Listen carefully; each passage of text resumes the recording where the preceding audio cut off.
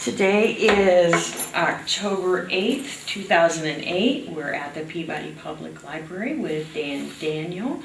I'm Deb Lawrence, and this interview is for the Whitley County Oral History Project. Thank you for coming. You're welcome. I'm glad to be here. And we'll just jump right in. Are you a native of Whitley County? Yes, I am. And which part of the county are you from? Always in Columbia City. Right in the city. Mm-hmm. So where did you attend grade school or high school? I went to West Ward Grade School and Columbia City High School, which were side by side on North Walnut Street. So that's a little different than what it was now. Absolutely. So West Ward is no longer there? No. And the high school is now where Marshall Middle School is? No, the high school is the south part of the building that's there now, the Marshall Center, or whatever it's called, because there's no, well, I guess there is some schooling there. It might be. I think it's First Step or something. Something like that, yeah. But none of those buildings remain? No, none of the only thing that remains, I think, is the gymnasium. Oh, so they built the Yeah. building now around that. Because our high school gymnasium here is so busy all the time that when my grandson was wrestling, why sometimes they had their wrestling matches up at that school. So what kind of things did you do for school? Did you have clubs or? In grade school, of course, this was back in the good old days when the moms were always home, and you went to school about 8 in the morning. You went home about 11:30 for lunch. You came back about 1 o'clock, and you went home at whatever time, 3:45 or whatever time was school's out, and your mother was always home for lunch. So they didn't do school lunches like they do now? They did. Some of the kids that live in the country, because we did have some, not in grade school, but in high school, we had kids that came from Columbia Township and Thorn Creek Township. And they would pack their lunches, and they could eat in a particular room in the high school. But at that time, just most of the mothers didn't work like they have to today. So what kind of things would you do then after school or on weekends? Oh, and after school, I had quite a few buddies. I lived on North Chauncey Street at the time, 316 North Chauncey Street, and I had quite a few friends that lived around there. Plus the fact that almost every teacher that taught in grade school and high school lived on North Chauncey Street at that time. But we'd play all kinds of tag and hide and seek and games like that. And then in the winter on South Chauncey Street, there was a place called Myers Pond. And it's not there anymore. And it would freeze over, and we'd go down there and we'd do ice skating. And then we still go to, it was called Carter's Hill then, it's now a DeVoe field now, and we'd take our sleds and sled down the hill and walk back up and sled down again. And we were able to keep quite busy, and of course we didn't have television then. And we listened to the radio in the evening, Amos and Andy and the Great Gildersleeve and lots of different programs that they had kids programs. And on Saturdays we'd go to the second movie. We had, the main movie was at about the corner of Main and Van Buren Street. That was called the Columbia Theater. Then on West Van Buren Street in the 300 block on the north side of the street, there was a theater called the Miller Theater, and they had the Class B movies, which were westerns and serials and everything. And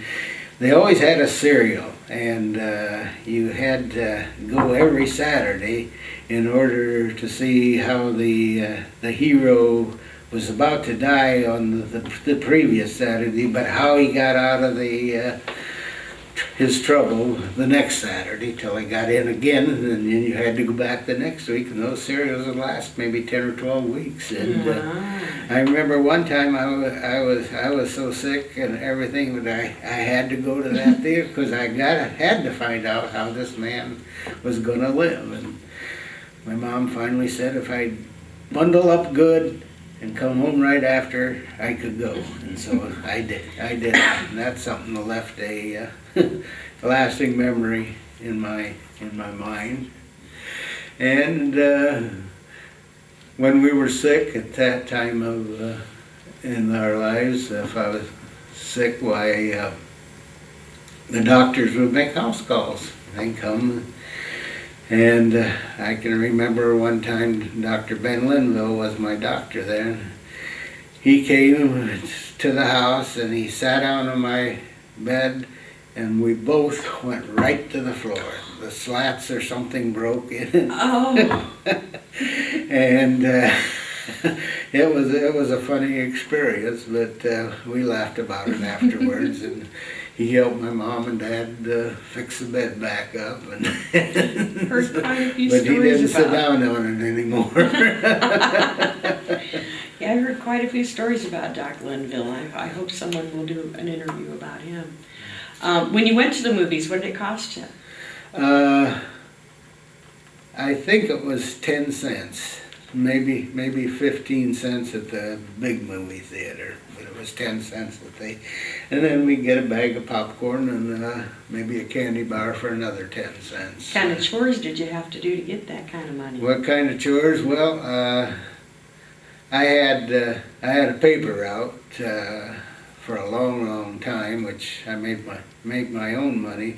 But I was responsible for mowing the yard and doing the snow in the winter time, and I'd help my mom. She didn't ever let me hang up clothes because they had to be hung a certain way, but she'd let me help her take the clothes down off the line because at that time, I don't think if there were dryers, we didn't know about them. Mm-hmm. You know, it was back because I was born just a few days after the crash of 1929. I hope we aren't going to have one in 2008. Amen.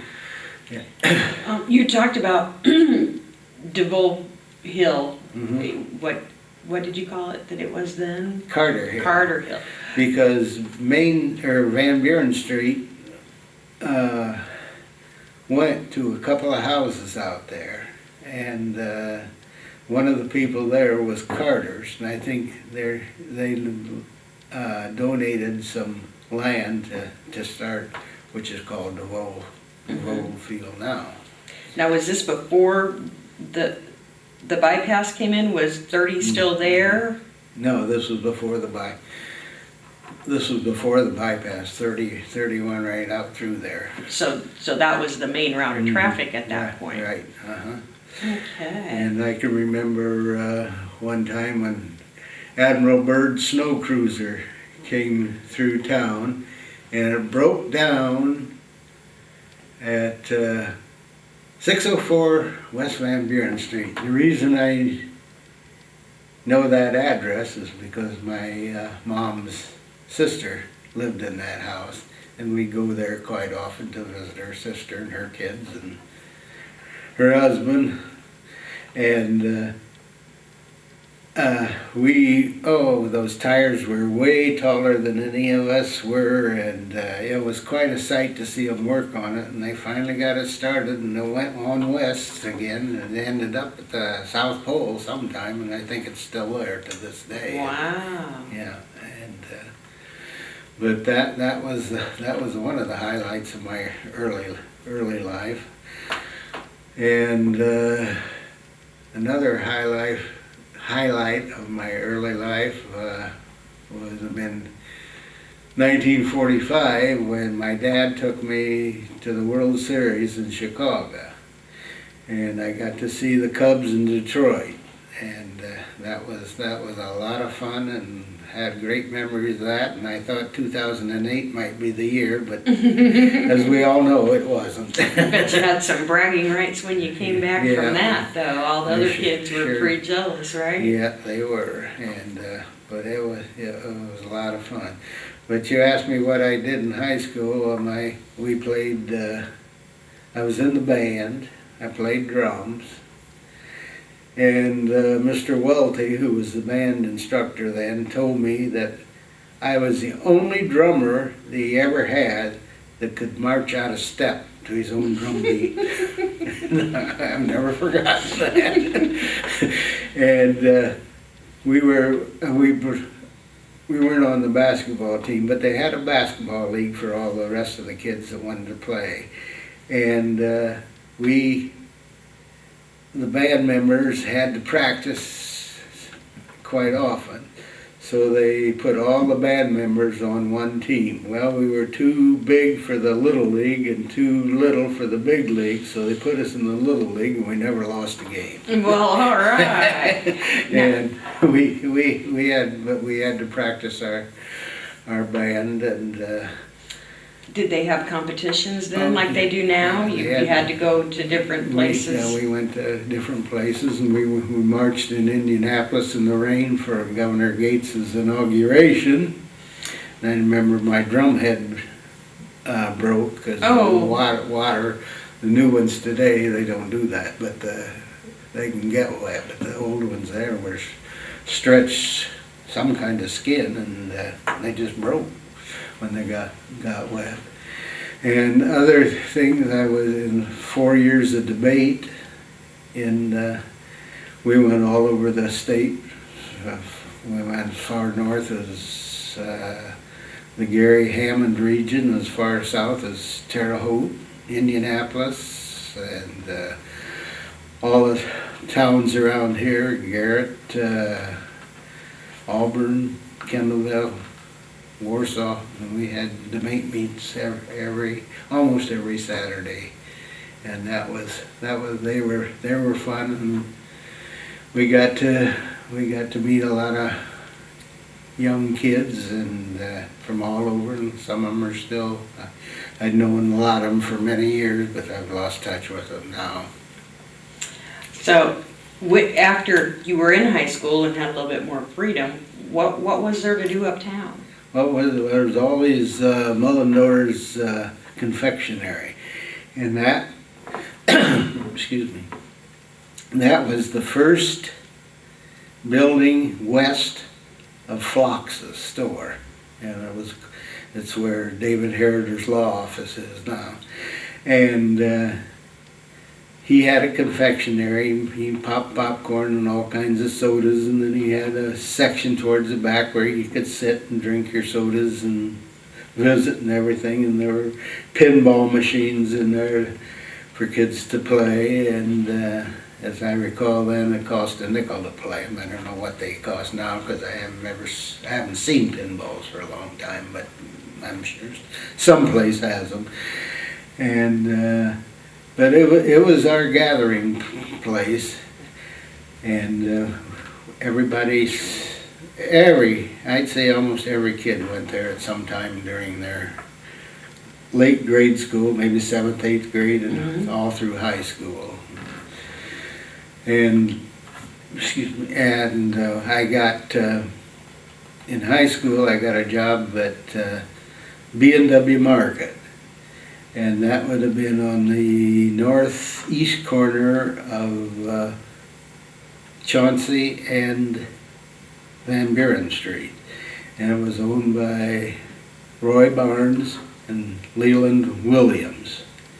And I worked there for quite a few years, and I worked in the produce, I worked in the meat department, and I stocked shelves, and at that time they had a delivery service, and I was old enough to drive, so they let me be the delivery man, and we'd have 2 deliveries a day, one about 10:30 in the morning, and the people had to call up by 9 o'clock to have it delivered in the morning, and then one at 2:30 or 3 in the afternoon, and they had to call by 1 o'clock to get the groceries delivered, and we took them right to their door. And Was that only just in town, or did you do that? no, that was strictly in town, and that was fun for me. And then I substituted, when I was in high school, I substituted doing papers, because I still to this day like to do papers. I mean, if it weren't for Saturdays and Sundays, I'd do papers today, but I can't do without that number, because that was always a fun job for me. And Mary Hallowell, who owned the garden gift shop, and she and her sister-in-law, Lana Gilchrist, ran the garden gift shop, and it was about 2 doors west of where the Columbia Theater was. And we had 4 newspapers, maybe 5 newspapers to deliver. We delivered the Journal-Gazette and the Chicago Herald-Times, the Chicago Tribune, the Detroit Free Press, and the Indianapolis Times, I think it was, I'm not sure. But anyway, those papers all came in like on the train about, except for the Journal-Gazette, came in on a train about 4:30 in the morning, and so she always had them at the newspaper place. When we got ready to come in, we had to fold our papers and go out on our routes, and at that time we carried a bag with the papers in, and if we were lucky enough to have a bicycle, well, you could buy twin racks that fit on the back wheels of the bicycle, and you could put the papers in there, and that makes the papers easier to deliver. But on Sunday, the papers were thick like they are today, and we had to take a 2-wheel cart and push it up, and my route was 4 miles long, and it went up Main Street and down Washington and out Jefferson and back to Jackson to clear up town, and with all the side streets in there. Wow. And it was a pretty good route, and we walked it. We didn't deliver them in cars and trucks like they do today, but that's all right too. You mentioned that they came on the train. Now, at that point, we had a train station Oh still yes, here? it's so still, there's the remnants of it are still at the corner of Chicago Street and Whitley Street, where Whitley Street runs into it. I think there's a Subway there now, and maybe an Edward Jones and something else, but that was the original train station. And at that time, some of the trains stopped here automatically, but if you wanted, and if it didn't have a train, if you had a train that wasn't going to stop here, it wasn't what they call a local, well, you could stand out on the tracks, because you could see it coming quite a ways, and wave a red flag or a red purse or something, and the train would stop and pick you up. Oh, for goodness sake. Hey, that was very, very interesting, and I can remember I had a couple of aunts and uncles that lived in Chicago, and they would come down for weekends, and maybe on Monday mornings, my dad and I would take them over to the train station, wait on the train station, and I'd always put a penny on the track and let the train run over it, and then after they were gone, I'd hunt for it till I found it, and it would be flattened about the size of a 50-cent piece, and I don't have any of those anymore. I wish I did, but that was something we did at the train stations. And then as I got a little bit older, I got a job working at Strauss's store. I got out of the grocery business and went over to Strauss's store and sold men's clothing. And at that time, you dressed up to work in a men's store. You wore a suit except in the summertime you didn't, but you had to wear a white shirt and a necktie. And your shoes had to be shined. So that was a fun. And I still to this day, and I enjoy dressing up. And doesn't look like I'm very dressed up today. Oh, but you're sporting your IU. Yeah. I know you were pretty involved in Flox's department Yeah, store. I worked there I was in the Navy for 4 years. And I was what they call a dry land sailor. I went from Great Lakes Naval Training Station to Norfolk, Virginia, to the yeoman school. And the yeoman is like a secretary. And the reason I got into yeoman school is because I knew shorthand. Of course, I don't know if they even use shorthand anymore. I bet not. Probably done it with the computer just as fast. But anyway, I knew shorthand, so they sent me to yeoman school, and I went through that for about, I think it was about 12 or 13 weeks. And then they put up the billets, which are the jobs on the bulletin board, and the first one in the class got to choose where he wanted to go. And I happened to be second, and I chose Little Creek, Virginia, which is right outside of Norfolk, and it's the amphibious base, and it's still there today. My wife and I were back there a few years ago and went over the base, and it's about 10 times bigger than it was then. But anyway, so I had my 2 years shore duty there, and I put in for an extension of shore duty because I really liked it, and my commander approved of it and everything. We sent it to the powers to be, and they approved it. So then it came up again that I was supposed to go out to sea, but I only had about 6 months left in the service, and so I put in for another extension of shore duty, and I got it because they figured if I went to sea, by the time I got my sea legs and everything, it'd be time to get out. So I stayed in Norfolk all four years, and that's why they called me a dry land sailor, because I was never on a ship. So then when you came back from the services, When I came back, I started working at Flox's. That was 1955, and I worked there till 1982, about 27 years. And can you tell us kind of what was in Flox's? well, it was what they call a junior department store. And what they mean by junior department store is that it didn't have any big ticket items like Sears would have, like washing machines and dryers and light refrigerators and things like that. We had mostly clothing and shoes. I know I bought my embroidery thread there. And embroidery thread and all kinds of notions and all kinds of sewing stuff, and we sold linoleum in the basement of the store, and we had a delivery truck, and I was the delivery boy too, and when we sold linoleum we always delivered it to whoever house.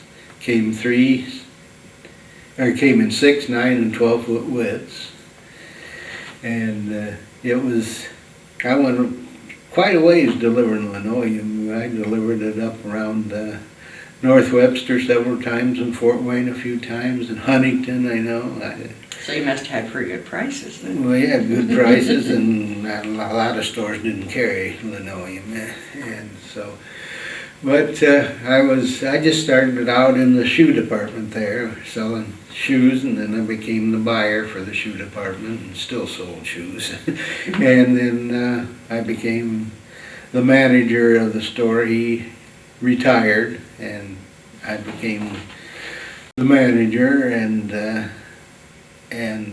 I did all the buying for the I call it the front of the store, which was the women's and children's and the notions and the yard goods and everything. And then Mr. Flox it was Dick Flox, who died in 1981. He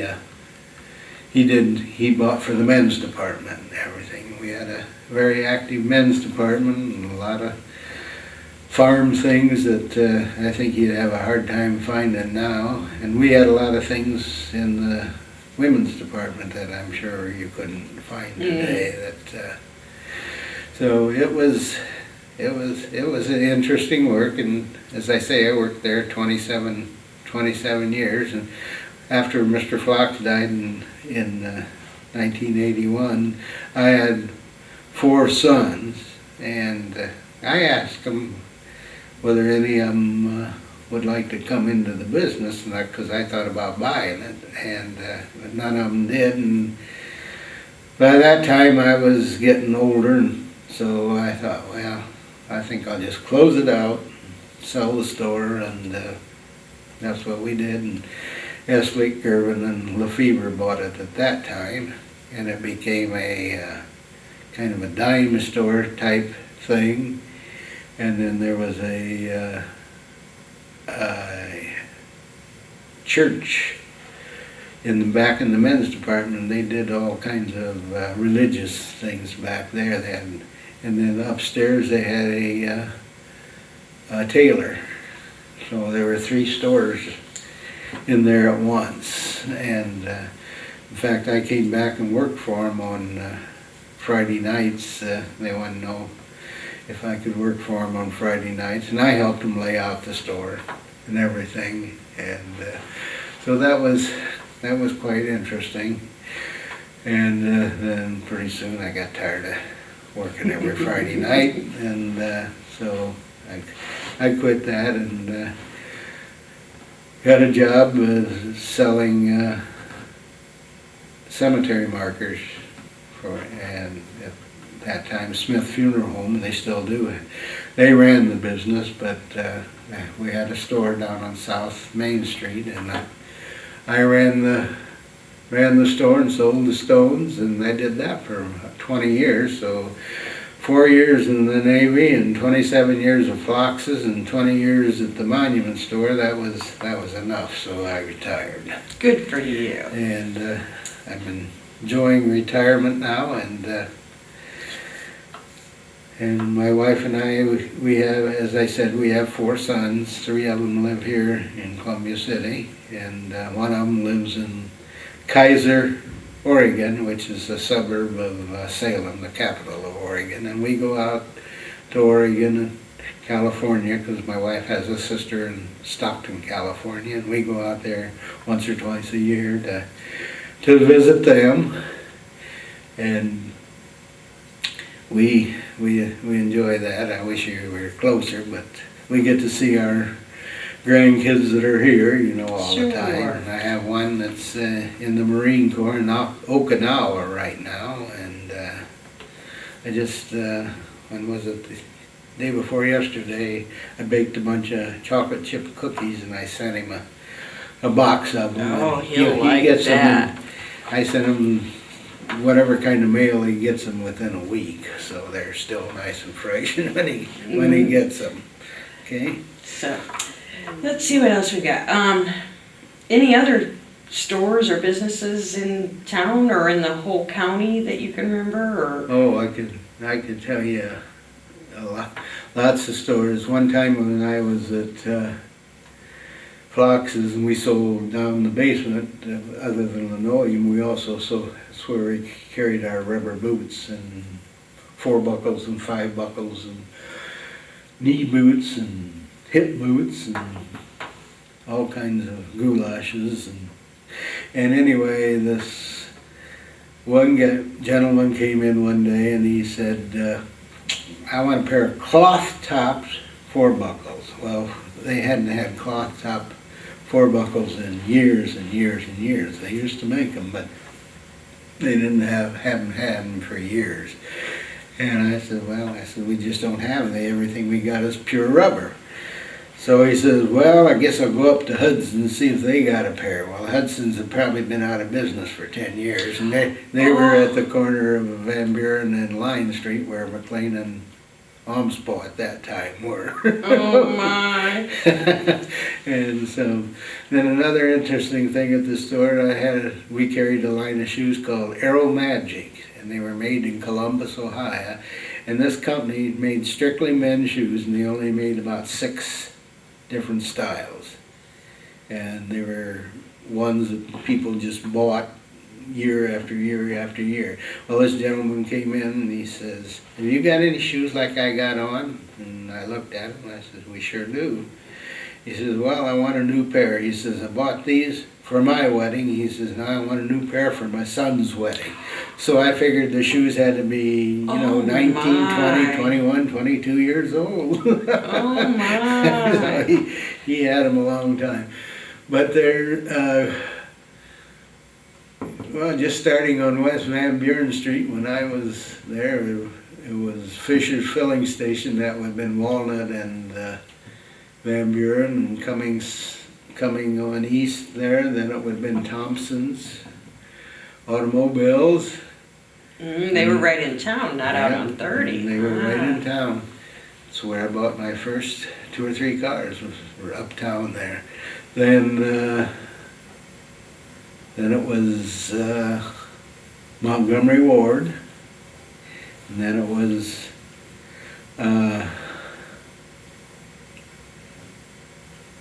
I think there was another store in there, I can't think, after Hudson's, before McLean and Omsbaugh, but I can't remember. Then the next store you came across the street where uptown, or Columbia House Interiors now, was Janss's grocery store. And I know my wife would go in there sometime to buy the groceries, and she always had to be so careful because in front of the meat counter they had a bushel or half bushel basket of eggs, and she was always afraid one of the kids would get into the egg because they were all just bulk eggs, and you could buy 2 eggs or 4 eggs or whatever you wanted to buy.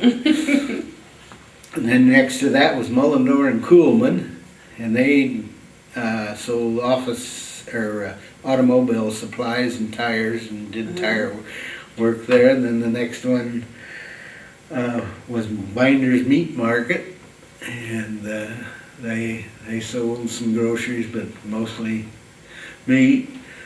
And after that was Jones's Bakery. In fact, that's where the Travel Brewer is now, and I was in there the other day and they told me they still had the ovens from Jones's Bakery in the back of there. Oh, for goodness sake. They were so huge and nobody wanted them, and they weren't about to take them out of there. And then I don't remember what was the next store, and the next was Reed's Shoe Store. And then across the alley was Dew's Restaurant, and Squire's Jewelry, and Don Davis's kind of a hobby store in there, and then Mullendore Confectionery, and then Flox's, and then the courthouse. And of course across the street was starting on the west part of the street at Walnut Street, and going east would have been the Baptist Church, which is still there. Not sure it's in use anymore. Then I think there was a bowling alley in there at one time, and then Wright's Restaurant. Then next was the Miller Theater, and then electric company, Zink's. The last time owners I can remember was Zink's, and they sold washers and dryers and all refrigerators and things like that. Then was Columbia Drug, where we had to buy all our school books. See, at that time you had to buy your school books. You didn't rent them. And they give you a list on the first day of school, and you go in there, and they'd have all the books in you need, but you stood in line that seemed like for hours till you got up to the front of the line to get your books, but you had to buy all your books. And you bought them, you didn't buy them from the school, you bought them from this? From the Columbia Drug Store. Then it was Squire's Jewelry Store, and then across the street was, excuse me, Roffer's Dime Store upstairs, and Claire Reed's Hardware downstairs. And next was Lorber's Department Store, which is basically ladies' stuff. I don't think they carried any men's stuff. And then it was Spike Weeks's sporting goods store. Then the next was, let's see, a small farmer's loan and trust company. And next was Bechtel's Grocery. And across the alley was the dime store, Schultz's dime store. And then Kroger's. And after Kroger's went out of business there and moved north, they split that in two, and Ball's got part of it. And Bill Yaney moved in part of it too, and he had a Western Auto Store, something like that. And then Strauss's store, and then across Chauncey Street, going east still, was the B&W Market, and then O'Daniel Drugstore, which was a Walgreens drugstore at the time, and then the Style Shop, which was owned by Alan Rush, and then Tommy Hanson's restaurant. Then it was Ginder's Hardware, which later became Techmar's Hardware, and they expanded, of course. And then on the alley was an A&P grocery. You had quite a few grocery stores uptown. Yes, we did. Well, that's where they all were. Then going across the alley there was Rhodes's Pool Room, and then let's see, then the Garden Gift Shop, where I got my papers, and then there was a little corner in there, a barber shop, and then what was it called? It was run by the people that ran Lorber's Department Store, which later became Blumenthal's Department Store. It was where they had a lot of inexpensive clothes there. And I can't remember what it was called. Just before that was White's Shoe Store, and they were there for years and years and years. And then after the ladies' shop was the Miller Confectionery, which Carl Miller ran, where you got your popcorn and stuff to go to the movie, and then the Columbia Theater. Then across the street, still going east, was the Citizens National Bank, and then the Klondike Restaurant, and then a hatchery, and the next building was a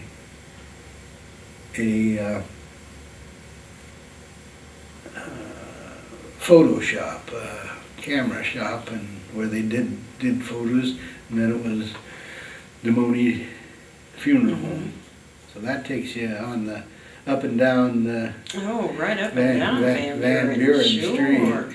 And there was a hatchery right in town. A hatchery right in town. Oh, for goodness sake.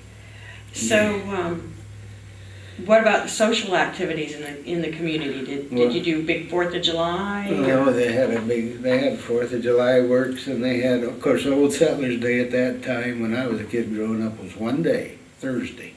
And that was it? That was it. And the cars lined up early in the morning. They went up every street clear to the end, and they stayed till 11:30 at night.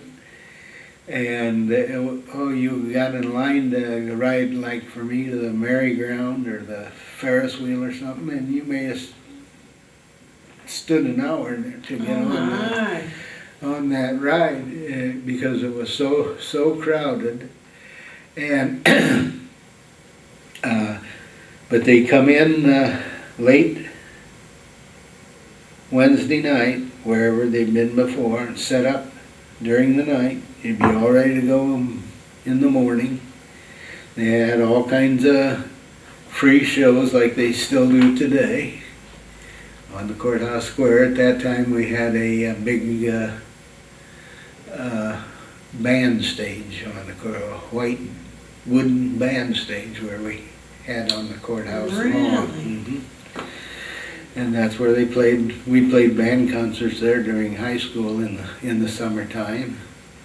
And like they got the gazebo today that they have concerts around, but this was a big band stage up there, and high wire acts and all. But it was just, I'd say it was about the same size as it is today, because it started at Main Street and went west Line Street and up and down Chauncey and Line Streets, and of course everything then was tents. You didn't have any trailer-like things that they bring in today. It was all tents, and I remember you bought a sheet of tickets. I think they were 10. If you bought individual tickets, they were 10 cents, but if you bought a sheet, you got 12 for $1. That's what but it'd take you about half a day to use your $1. If you stood in line, sure. Because you stood in line, but that was the big thing of the... Did they have concessions then too, or did everybody just bring picnics? Or? And a lot of people brought picnics. In fact, when I was a kid growing up, the corner of Jackson Street and Line Street was the Daniel homestead. It was a huge house with a great big yard there. And that was the only thing on that house at the time I grew up, was the Daniel homestead, where my grandfather and grandmother lived and raised their family. And to the east of that was this huge yard. Well, somewhere along the line, my dad found a pop machine, which at that time the only thing you did with a pop machine was put ice in to get it cold. And he would buy me a bunch of pop, and people would come and sit on that lawn and have their picnic lunches, and I'd sell pop. And I'd make a little extra money to go back uptown later and spend it on the old Settlers Day thing. But we had an awful lot of people that came for picnics. It was fun. A lot of them came year after year and sat there with their kids, and you could see how their kids were growing, and it was fun. And we had, of course, in school we had a lot of school dances after every football game, the home game, and basketball game, home game. There was always a school dance, and that's where I met my wife, at a school dance. And she's from Columbia City as well? She was from Thorn Creek Township. And so I asked her for a date, and I remember the first, well, I have to go ask my mother. Well, she said that was yes, the proper way. So she went and asked him, and she said yes, and that was probably 1945 or 46. And she'll be watching this, you better remember right. Yeah. And then we were married in 52, because she went to nurses training, and I went to IU and the Navy, and we got married while I was in the Navy. And we have, as I said, we had 4 boys, and one of them we had in Norfolk, he cost $7. $7 for a child. The Whoa. The Navy paid for everything except my wife's food, and she had to pay $1.40 a day for 5 days. Oh my, you Yeah. can't even get a school lunch for that now. So that's what, she was born at the Portsmouth Naval Hospital outside of Norfolk, Virginia.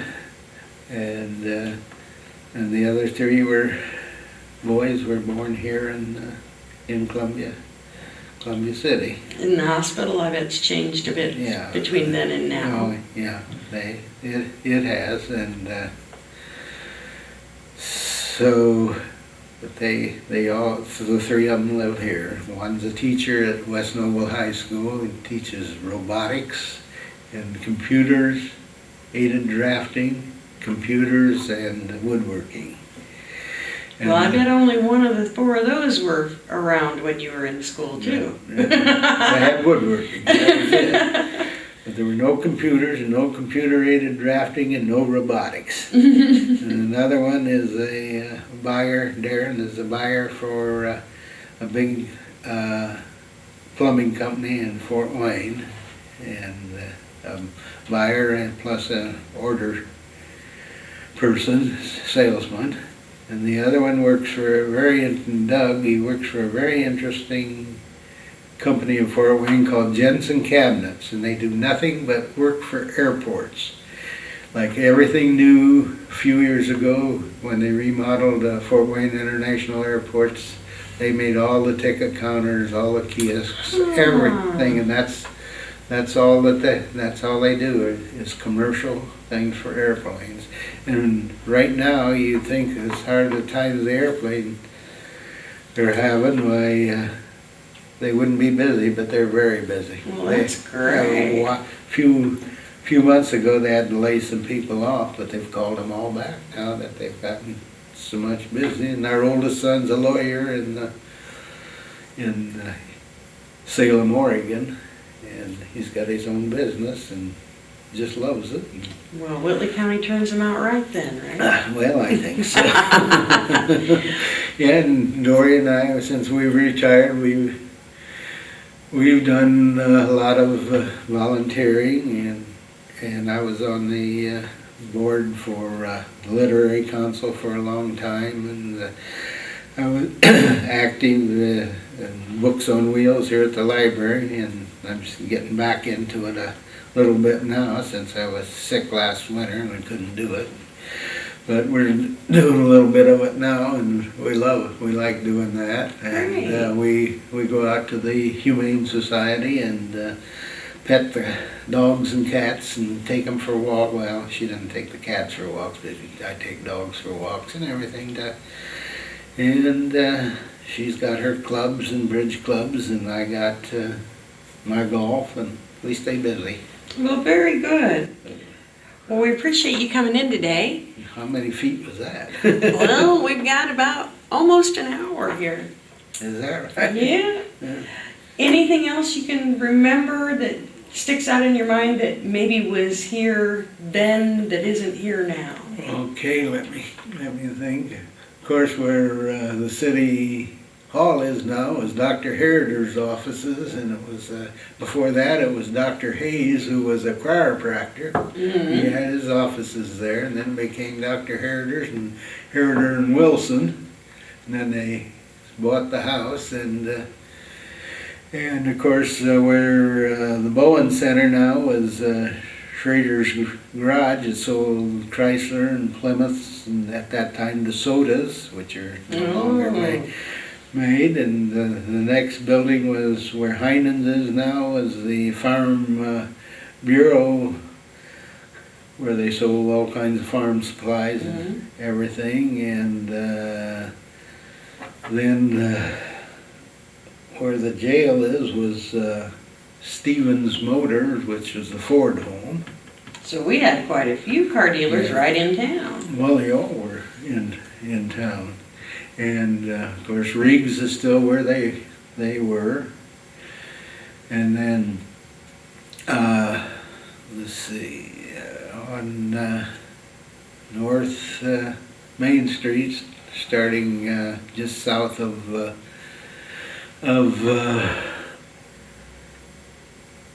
Washington. Yeah, just south of Washington Street. No, Washington didn't go that way. What street does it? Market? No, we're gotta go farther north. The one that ran past the south side of the old library, yeah. Oh, with Jackson or Jefferson? Jackson Street. Going south of Jackson Street was it was a home there for a long time. The next building was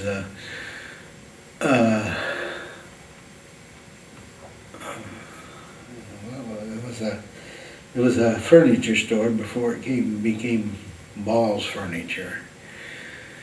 And then it was Ulrich Electric Shop, Bob Ulrich, and he did electrical work, and I think he sold a few small appliances, but nothing very big. Then across the alley there, this is really going back, there was a Dare Harness Shop. I can remember in there, and there was a barber shop in there. And and then you got down to just Citizens Bank, and then across Van Buren Street there was Anthony's Confectionery, Merle and Mary Anthony's ice cream store, and then it was Myron Stickler Drug Store. They're all gone. And the Elks was in there. And then Hood's Furniture Store, that was there. And then I think it's called the Smart Shop, was across the alley there. And I can't. Lots and lots of things that just aren't here anymore. Everything is really changed. And of course, on the north side of town, where was a Farm and Fleet now there, that was a farm, because I used to deliver my papers there. Across the street where the Dairy Queen is now was called Bear Barrel. There was a big barrel there, and they sold root beer and chicken sandwiches, and out where the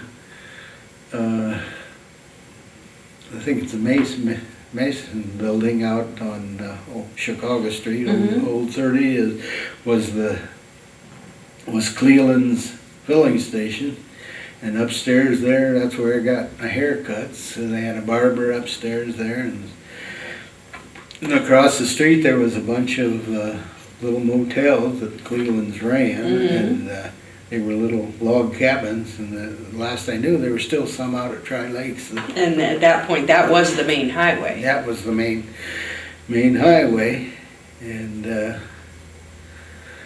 so, and of course the kids all came into school here from the different townships, Jefferson Center, Washington Center, Thorn Creek, Columbia, Union. They all came to town to high school, and after I left, before that, Union had its own high school, and Washington had its own high school, and Jefferson had its own high school, and Etna Troy, I think it had its own high school, and so. But Columbia City's changed quite a bit in that, like the great big statue that's right in front of the front doors of the courthouse for World War I. It was clear down by the street. Really? Revamped the whole thing and moved it back to there. And let's see what else. I know there used to be more cannons on the courthouse lawn. That's true. And at one time, and I don't know if it's still there or not, this would have been, the courthouse dug a big hole on the west side of the courthouse for a bomb shelter. Oh my! And I don't know whether it's covered up now or whether it's still there. You'd have to dig into that. That was quite interesting. And then, of course, the old jail was there, and I used to go in it because they'd buy stuff for the jail from Fox's, and that was quite a place, and they'd buy sheets and towels and things like that for the, and I'd always have to deliver them down there. And then, of course, the Bluebell was here in town, and they sold. In fact, when I was at Fox's, we'd call up in the morning and tell them what we needed, and we'd run down there in the afternoon and pick them up. And so we were never out of blue jeans. We just had a lot of. We could do that, and we had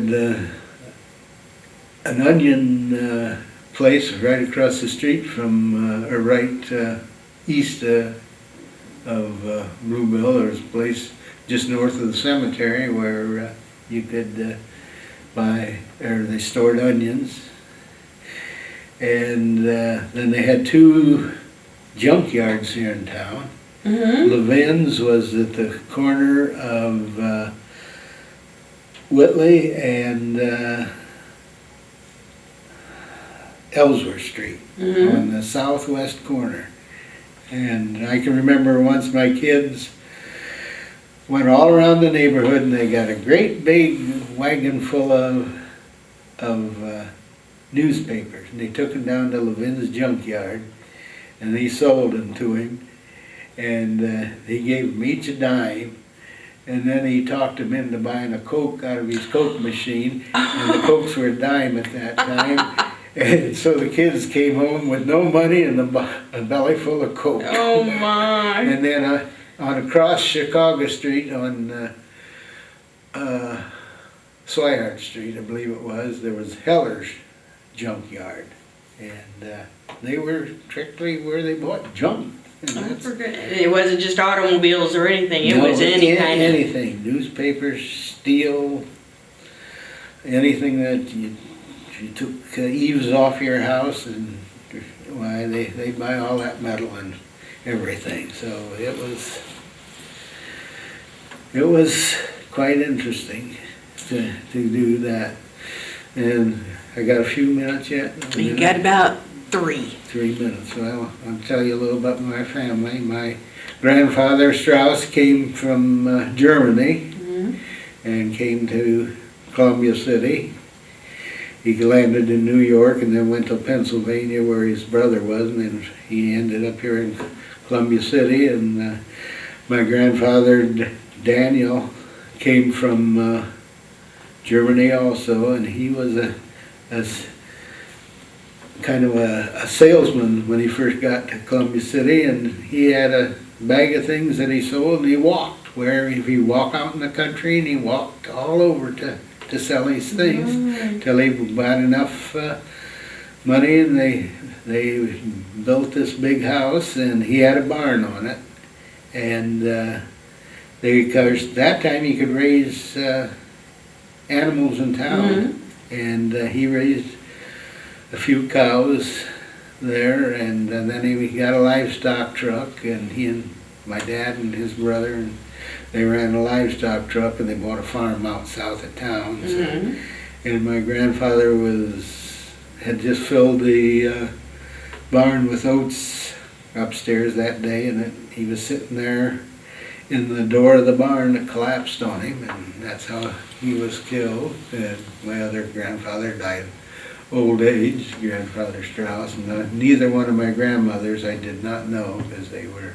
gone before I was born in 1929. And so, and then I had a sister, Jean, that died when she was 19 of things nobody dies of now because of the miracle drugs they have today. And she had colitis, and then she got peritonitis, and nobody dies of peritonitis anymore because of penicillin and acromycin and those kind of drugs. My mom, I tried to talk her into living into 3 centuries, because she was born in 1895, and she lived till 1998. She was almost 103. Wow. And my dad, he was about 76 when he died, and so my mom was a widow quite a few years, and but she was active. She worked at my store, Fox's. She liked to work one day a week in the men's department, so she worked every Thursday afternoon in the men's department until she was in her 80s. And we've had a good life here in Columbia City. It's been a great town, and I wouldn't want to live in any other town, I'll tell you that. And I've lived in Norfolk, and I lived in Little Creek, Virginia, Bayside, Virginia, but Columbia City is a great place to live. Well, thank you so much. You're welcome.